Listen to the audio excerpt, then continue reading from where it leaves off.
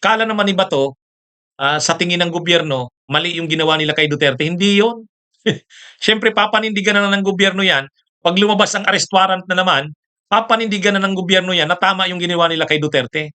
Para mapanindigan na tama yung ginawa kay Duterte, hindi pwedeng hindi gawin.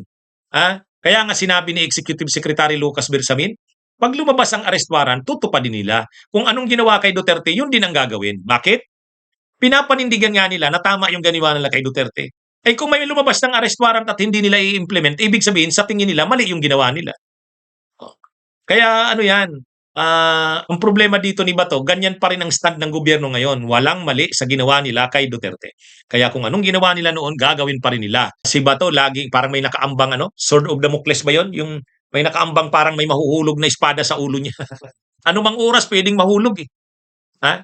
Um, Kasi nung una binabaliwala nila ang ICC. Ay nung nangyari kay Duterte yun, nabigla sila.